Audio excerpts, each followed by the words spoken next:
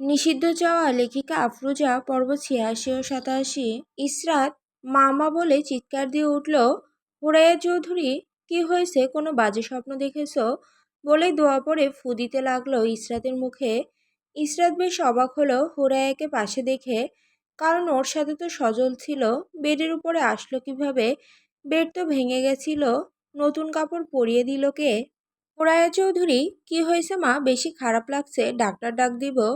ইসরাত, মা আমি ঠিক আছি, আপনি কখন আসলেন? হুরাইয়া চৌধুরী, এসেছি সেই সন্ধ্যা ৭টায়, এখন ৯টা বেজে গেছে। তোমার তো ঘুম ভাঙছিল না, তাই তোমার ঘুম ভাঙার অপেক্ষায় বসেছিলাম। ইসরাত উঠে বসতে চাইল, হুরাইয়া বাধা দিল। একদম নড়াচড়া করবে না, শুয়ে থাকো। তোমার জন্য আমি বাড়ি থেকে খাবার নিয়ে এসেছি। আমি পানি নিয়ে আসছি, তোমার মুখটা ধোয়াই দিয়ে খাবার খাইয়ে দিব। ইসরাত, মা আপনি বসুন, আপনার যেতে হবে না, আমি উঠে হাত মুখ ধুয়ে আসছি। হুরাইয়া চৌধুরী, মেরে তক্তা বানিয়ে দেব একটু নড়াচড়া করলে। শুয়ে থাকো, আমি আসছি। ইমতিয়াজ আর ইহানা করিডোরে দাঁড়িয়ে আছে, নিজেদের মাঝে বেশ কিছুটা দূরত্ব রেখে। দুজনের মনের অবস্থা হচ্ছে এখন বেদনাময় এবং বিষাক্ত। হুরাইয়া চৌধুরী কিছুক্ষণ আগে বলেছে যুক্তরাষ্ট্র থেকে ইহানার চাচা আনমোল চৌধুরী দেশে আসতেছে। তার বড় ছেলে কাউসারের সাথে ইহানার বিয়ে দিবে। ইহানার এইচএসসি পরীক্ষা শুরু হবে ২ দিন পরে। পরীক্ষা শেষ হলে ইহানার বিয়ের আয়োজন শুরু হবে। হুরাইয়া কথাগুলো যখন বলছিল, পাশে ইমতিয়াজও দাঁড়িয়েছিল। বিয়ের পর ইহানাকেও যুক্তরাষ্ট্রে নিয়ে যাবে। ইমতিয়াজের কণ্ঠ কাঁপছে, ইহানাকে কিছু বলতে যেও বলতে পারছে না। গলায় কথাগুলো দলপেকে আটকে যাচ্ছে। ইহানা চোখের পানি আড়াল করে বলল, কি হয়েছে, কিছু বলছেন না যে? ইমতিয়াজ, কাউসার খুবই সুন্দর, আপনার সাথে ভালোই মানাবে। যুক্তরাষ্ট্রে থাকা অবস্থায় কাউসারের সাথে অনেক চলাফেরা করেছি, ছেলেটা অনেক ভদ্র। ইহানা, ইমতিয়াজ ভাই, আপনার সাথে কি আমাকে মানাতো না?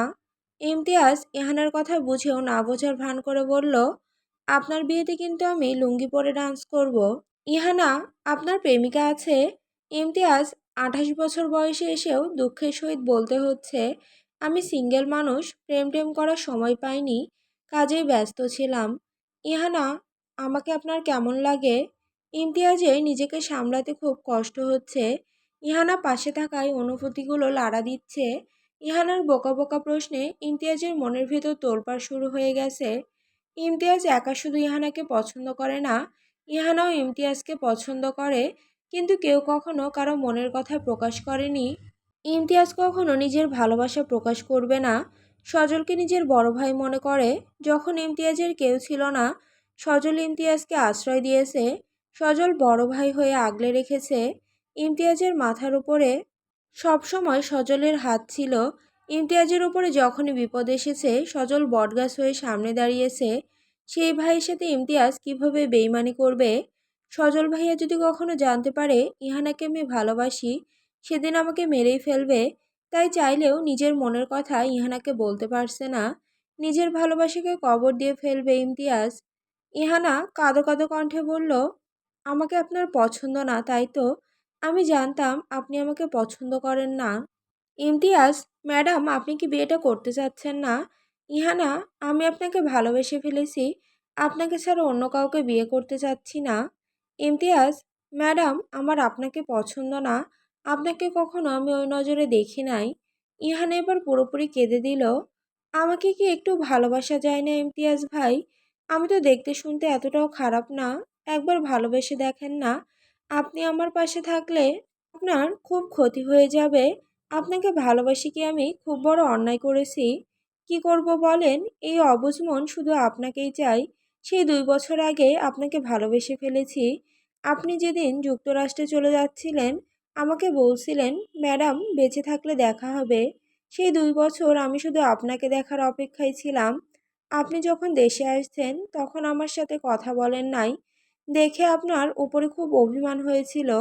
আপনি যখন হাসি মুখে আমার সাথে কথা বলছিলেন, তখন আপনার হাসি মুখটা দেখে আমি সব কষ্ট ভুলে গিয়েছিলাম। আমাকে একটু ভালোবাসা যায় না ইমতিয়াজ ভাই? ইমতিয়াজ নিজেকে আর ধরে রাখতে পারল না। ইহানাকে জড়িয়ে ধরে মাথায় চুমু দিতে দিতে বলল, আমিও আপনাকে অনেক ভালোবাসি। আপনার চোখের পানি আমার সহ্য হচ্ছে না। আর কান্না করবেন না। হয়তো আমাদের মিলন হবে না। সব ভালোবাসা পূর্ণতা থাকে না ম্যাডাম, বিচ্ছেদকেও গ্রহণ করে নিতে হয়। ইহানার কান্নার বেগ বেড়ে গেল। আপনি কি আমার ভাইয়ার কাছে চাইতে পারবেন না? আপনাকে ছাড়া আমি অন্য কাউকে বিয়ে করতে পারবো না। ইমতিয়াজ, কাউসার ছেলেটা খুব ভালো, আপনাকে অনেক ভালো রাখবে, যত্নেও রাখবে। চৌধুরী বাড়িতে আজ আত্মীয়দের সমাগম লেগেছে। পুরো বাড়ি মানুষে গম গম করছে। সাজানো হচ্ছে চৌধুরী বাড়ি। ইলহাম চৌধুরী দাঁড়িয়ে দাঁড়িয়ে তাগাদা দিচ্ছে ডেকোরেশনের লোকদের। এখানে এটা ঠিক নেই, ওখানে ওটা ঠিক নেই, সব কিছু পারফেক্ট হওয়া চাই, কোনো কিছুতে কমতি যাতে না হয়। তার একমাত্র ছেলের বউকে আজ বাড়িতে নিয়ে আসবে। সজলকে সবাই বুঝিয়েছে ইসরাতকে একা ওই বাড়িতে রাখা ঠিক হবে না। সজলকে অফিসে যেতে হয়, আবার বিজনেসের কিছু কিছু কাজে দেশের বাইরেও যেতে হয়। তখন ইসরাত কিভাবে একা থাকবে? মেয়েটা অসুস্থ। সজল তারপরে যেতে রাজি হয়েছে চৌধুরী বাড়িতে। আনমোল চৌধুরী তার স্ত্রী সন্তানদের নিয়ে আজকে দেশে ফিরছে। তাকে আনার জন্য এয়ারপোর্টে গাড়ি পাঠিয়েছে ইলহাম চৌধুরী। সজল গাড়ি চালাচ্ছে, ইসরাত সজলের পাশে বসে আছে। ইহানার ইমতিয়াজ পিছনে বসতে। ইমতিয়াজ এখন থেকে চৌধুরী বাড়িতেই থাকবে, কারণ সজল যেখানে থাকে ইমতিয়াজও সেখানে থাকে। ইমতিয়াজের কোনো নিজস্ব বাড়ি নেই। ইহানা, ভাবি, ও ভাবি, আজকে তুমি যে প্রথমবার শ্বশুর বাড়ি যাচ্ছ, তোমার অনুভূতি কেমন? ইসরাত বিরক্ত ভরা কণ্ঠে বলল, ভাবি বলে আর ডাকবি না। আমি তোর আগে বেস্ট ফ্রেন্ড ছিলাম, এখনো বেস্ট ফ্রেন্ড আছি। ভাবি টেবি আমাকে আর ডাকবি না। ইহানা, চেতে যাচ্ছিস কেন? কিছু কি হয়েছে নাকি? ইমতিয়াজ, ভাই কালবৈশাখীর আভাস পাচ্ছি। সজল, ঠিক বলেছিস, কালবৈশাখীতে সব কিছু চুরমার করে ফেলবে। ইসরাত, ইমতিয়াজ ভাইয়া আপনাকে ভালো মনে করেছিলাম। আপনিও তো দেখে একদম তার মতন হয়েছেন। ঠ্যাস মেরে কথা বলতে খুব ভালোই পারেন।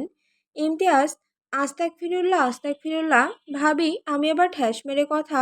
এত বড় দুঃসাহস আমার এখনো হয়নি। আমার গর্দান নিয়ে ফেলবে ভাই। ইসরাত, ভুল হয়েছে আমার আপনাকে ভালো মনে করা। গুরু যেমন শিষ্য তো তেমন হবেই, সবগুলো এক ঘাটের মাছ।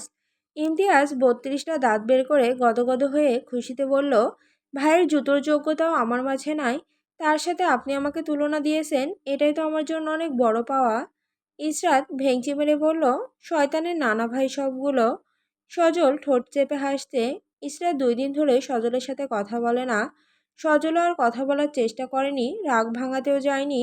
ইসরাতকে চেতানো এখন ঠিক হবে না। বললার বাসায় আঘাত করলে এখন সমস্যা, কখন যে কামড়ে দেয় তার ঠিক নেই, তাই ইসরাতকে কিছু বলল না। চৌধুরী বাড়ির সামনে গাড়ি এসে থামলো। ইসরাত আরও 2বার এসেছিল এই বাড়িতে, তখন ইহানা অনেক অসুস্থ ছিল। বাড়িটা 3 তলার, বাড়ির সামনে বড় পুকুর, পুকুরে ইলহাম চৌধুরী মাছ চাষ করেন। বাড়ির পাশে গাড়ি পার্কিং করার জন্য গ্যারেজ আছে। বাড়ির চারপাশে আম গাছ, কাঁঠাল গাছ, লিচু গাছ, ফুল গাছ, গাছপালা দিয়ে পুরো বাড়ি ভরা। বাড়িটা বানিয়েছিল যুদ্ধেরও আগে ইলহাম চৌধুরীর দাদা কালো চৌধুরী। কালো চৌধুরী ছিল একজন মুক্তিযোদ্ধা। সজলার ইসরাত গাড়ি থেকে নামার সাথে সাথে ব্যান্ড পার্টিরা ব্যান্ড বাজাতে শুরু করলো। হুরাইয়া চৌধুরীর বাপের বাড়ির লোকজন এসেছে, চেয়ারম্যান বাড়ির মেয়েকে বিয়ে করেছে। এটা জানার পরে সবাই অনেক আগ্রহ নিয়ে দাঁড়িয়ে আছে ইসরাতকে দেখার জন্য। ইসরাতকে দেখে সজলের বড় খালা বলে উঠল, কিরে হুরাইয়া, ছেলেকে বিয়ে করালি একটা বাচ্চা মেয়ের সাথে? সমাজ বলেও তো কিছু একটা আছে নাকি? মেয়ে তো দেখি আমাদের ইহানার বয়সী। এরকম কথা শুনে ইসরাতের মুখটা চুপসে এলো।